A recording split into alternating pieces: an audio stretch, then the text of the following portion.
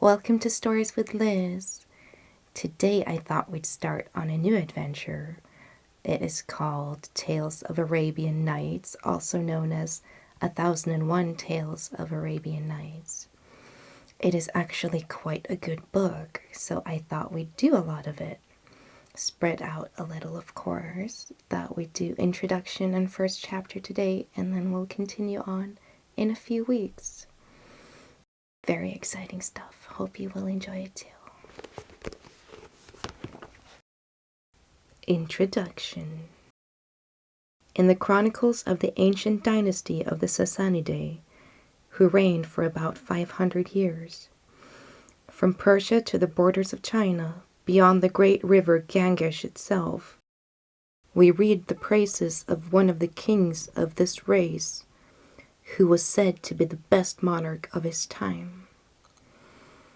His subjects loved him and his neighbors feared him, and when he died, he left his kingdom in a more prosperous and powerful condition than any king had done before him.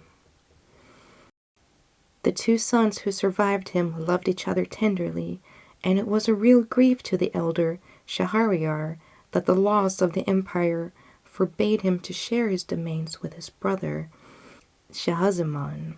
Indeed, after 10 years, during which this state of things had not ceased to trouble him, Shahryar cut off the country of Great Tartary from the Persian Empire and made his brother king. Now the Sultan Shahryar had a wife whom he loved more than all the world, and his greatest happiness was to surround her with splendor and to give her the finest dresses and the most beautiful jewels. It was therefore with the deepest shame and sorrow that he accidentally discovered after several years that she had deceived him completely. And her whole conduct turned out to have been so bad that he felt himself obliged to carry out the law of the land and ordered the Grand Vizier to put her to death. The blow was so heavy that his mind almost gave way, and he declared that he was quite sure that at bottom all women was as wicked as the Sultana. If you could only find them out, and that the fewer the world contained, the better. So every evening he married a fresh wife and had her strangled the following morning before the Grand Vizier, whose duty it was to provide these unhappy brides for the Sultan. The poor man fulfilled his task with reluctance, but there was no escape, and every day he saw a girl married and a wife dead. This behavior caused the greatest terror in the town, where nothing was heard but cries and lamentations. In one house was a father weeping for the loss of his daughter, in another perhaps a mother trembling for the fate of her child, and instead of the blessings that had formerly been heaped on the Sultan's head, the air was now filled with curses. The Grand Vizier himself was the father of 2 daughters, of whom the elder was called Shahrazad and the younger Dinarzad. Dinarzad had no particular gifts to distinguish her from the other girls, but her sister was clever and courageous in the highest degree. Her father had given her the best masters in philosophy, medicine, history, and the fine arts, and besides all this, her beauty excelled that of any girl of the kingdom of Persia. One day, when the Grand Vizier was talking to his eldest daughter, who was his delight and pride, Shahrazad said to him, "Father, I have a favor to ask of you. Will you grant it to me?" "I can refuse you nothing," replied he. "That is just and reasonable." "Then listen," said Shahrazad. "I am determined to stop this barbaric practice of the sultans, and to deliver the girls and mothers from the awful fate that hangs over them." "It would be an excellent thing to do," returned the Grand Vizier. "But how do you propose to accomplish it?" "My father," answered Shahrazad, "it is you who have to provide the Sultan daily with fresh wife, and I implore you, by all the affection you bear me, to allow the honor to fall upon me." "Have you lost your senses?" cried the Grand Vizier, starting back in horror. "What has put such a thing into your head? Surely you ought to know by now what it means to be the Sultan's bride." "Yes, my father, I know it well," replied she, "and I'm not afraid to think of it. If I fail, my death will be a glorious one, and if I succeed, I shall have done a great service to my country." "It is of no use," said the Grand Vizier. "I shall never consent. If the Sultan was to order me to plunge a dagger into your heart, I should have to obey. What a task for a father! Ah, if you do not fear death, fear at any rate the anguish you would cause me." "Once again, my father," said Shahrazad, "will you grant me what I ask?" "What, are you still so obstinate?" exclaimed the Grand Vizier. "But are you so resolved upon your own ruin?" But the maiden absolutely refused to attend to her father's word, and at length in despair the Grand Vizier was obliged to give way and went sadly to the palace to tell the Sultan that the following evening he would bring him Shahrazad. The Sultan received this news with the greatest astonishment. "How have you made up your mind," he asked, "to sacrifice your own daughter to me?" "Sire," answered the Grand Vizier, "it is her own wish. Even the sad fate that awaits her could not hold her back." "Let there be no mistake, Vizier," said the Sultan. "Remember, you will have to take her life yourself. If you refuse, I swear that your head shall pay for it." "Sire," returned the Vizier, "whatever the cost, I will obey you. Though a father, I am also your subject." So the Sultan told the Grand Vizier he might bring his daughter as soon as he liked. The Vizier took back his news to Shahrazad, who received it as if it had been the most pleasant thing in the world. She thanked her father warmly for yielding to her wishes, and, seeing him still bowed down with grief, told him that she hoped he would never repent having allowed her to marry the Sultan. Then she went off to prepare herself for the marriage, and begged that her sister Dinarzade should be sent for to speak with her. When they were alone, Shahrazad addressed her thus: "My dear sister, I want your help in a very important affair. My father is going to take me to the palace to celebrate my marriage with the Sultan. When His Highness receives me, I shall beg him, as a last favor, to let you sleep in our chamber, so that I may have your company during the last night I'm alive. If, as I hope, he grants me my wish, be sure that you wake me an hour before the dawn and speak to me in these words: 'My sister, if you are not asleep, I beg you, before the sun rises, to tell me one of your charming stories.' Then I shall begin, and I hope by this means to deliver the people from the terror that reigns over them." Dinarzade replied that she would do with pleasure what her sister wished.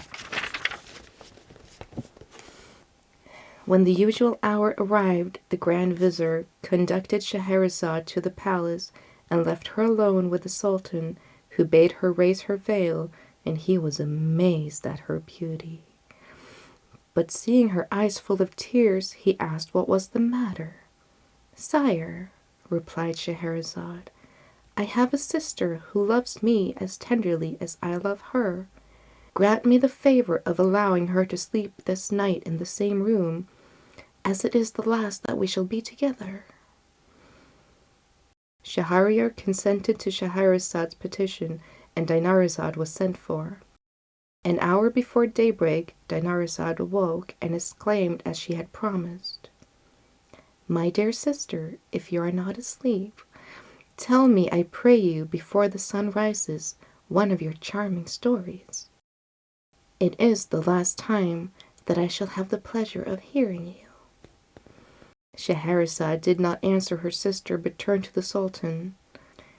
Will your Highness permit me to do what my sister asks? Said she. Willingly, he answered. So Shahrazad began. Chapter 1 then. The Story of the Merchant and the Genius. Sire, there was once upon a time a merchant who possessed great wealth in land and merchandise as well as in ready money. He was obliged from time to time to take journeys to arrange his affairs. One day, having to go a long way from home, he mounted his horse, taking with him a small wallet in which he had put a few biscuits and dates, because he had to pass through the desert where there was no food to be got. He arrived without any mishap, and having finished his business, set out on his return.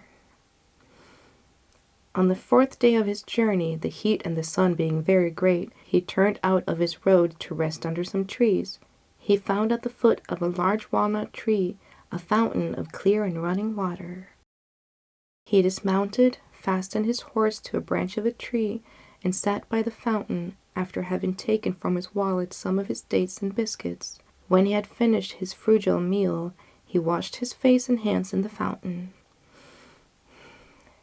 When he was thus employed, he saw an enormous genius, white with rage, coming towards him, with a scimitar, a sort of saber, in his hand. Arise, he cried in a terrible voice, and let me kill you as you have killed my son. As he uttered these words, he gave a frightful yell. The merchant, quite as much terrified at the hideous face of the monster as at his words, answered him tremblingly, Alas, good sir, what can I have done to deserve death? I shall kill you, repeated the genius, as you have killed my son. But, said the merchant, how can I have killed your son? I do not know him, and I have never seen him. When you have arrived here, did you not sit down on the ground? Asked the genius. And did you not take some dates from your wallet, and whilst eating them, did you not throw the stones about? Yes, said the merchant, I certainly did so. Then, said the genius, I tell you, you have killed my son. For whilst you were throwing about stones, my son passed by, and one of them struck him in his eye and killed him. So I shall kill you. Oh, sir, forgive me, cried the merchant. I will have no mercy on you, answered the genius. But I killed your son quite unintentionally, so I implore you to spare my life. No, said the genius, I shall kill you as you killed my son. And so saying, he seized the merchant by the arm, threw him on the ground, and lifted his saber to cut off his head. The merchant, protesting his innocence, bewailed his wife and children, and tried pitifully to avert his fate. The genius, with his raised scimitar, waited till he had finished, but was not in the least touched. Shahrazad, at this point, seeing that it was day, and knowing that the Sultan always rose very early to attend the council, stopped speaking. Indeed, sister, said Dinarzade, this is a wonderful story. The rest is still more wonderful, replied Shahrazad, and you would say so, if the Sultan would allow me to live another day, and would give me the leave to tell it to you the next night.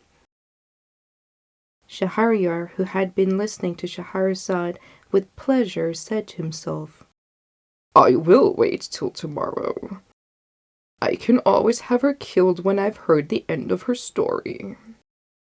All this time the Grand Vizier was in a terrible state of anxiety, but he was much delighted when he saw the Sultan enter the council chamber without giving the terrible command that he was expecting. The next morning, before day broke, Dinarzade said to her sister, Dear sister, if you are awake, I pray you to go on with your story. The sultan did not wait for Shahrazad to ask his leave.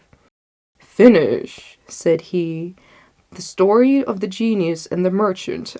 I am curious to hear the end." So Shahrazad went on with the story. This happened every morning.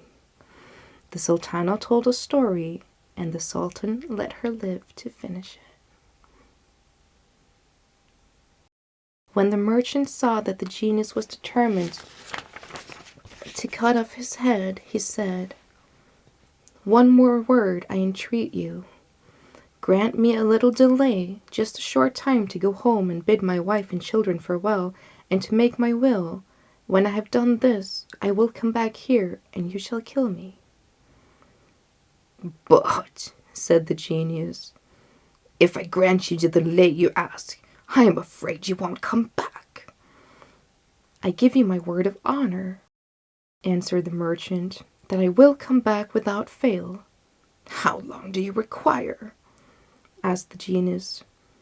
"I ask you for a year's grace," replied the merchant. "I promise you that tomorrow 12th I shall be waiting under these trees to give myself up to you."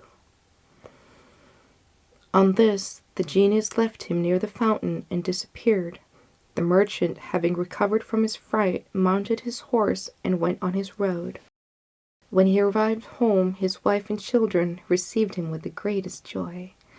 But instead of embracing them, he began to weep so bitterly that they soon guessed that something terrible was the matter. "Tell us, I pray you," said the wife, "what has happened?" "Alas," answered her husband, "I have only 1 year to live." Then he told them what had passed between him and the genius, and how he had given his word to return at the end of the year to be killed. When they heard this sad news, they were in despair and wept much. The next day the merchant began to settle his affairs, and first of all to pay his debts. He gave presents to his friends and large alms to the poor. He set his slaves at liberty and provided for his wife and children. The year soon passed away, and he was obliged to depart. When he tried to say goodbye, he was quite overcome with grief, and with difficulty tore himself away. At length he reached the place where he had first seen the genius, on the very day that he had appointed. He dismounted and sat down at the edge of the fountain, where he waited the genius in terrible suspense. Whilst he was thus waiting, an old man leading a hind came towards him. They greeted one another, and then the old man said to him, "May I ask, brother, what brought you to this desert place, where there are so many evil genii about?" "To see these beautiful trees, one would imagine it was inhabited, but it is a dangerous place to stop long in." The merchant told the old man why he was obliged to come there. He listened in astonishment. "This is a most marvelous affair. I should like to be a witness of your interview with the genius." So saying, he sat down by the merchant. While they were talking, another man came up, followed by 2 black dogs. He greeted them and asked what they were doing in this place. The old man who was leading the hind told him the adventure of the merchant and the genius. The second old man had no sooner heard the story than he too decided to stay there to see what would happen. He sat down by the others and was talking when a third old man arrived. He asked why the merchant who was with him looked so sad. They told him the story, and he also resolved to see what would pass between the genius and the merchant, so waited with the rest. They soon saw in the distance a thick smoke, like a cloud of dust. The smoke came nearer and nearer.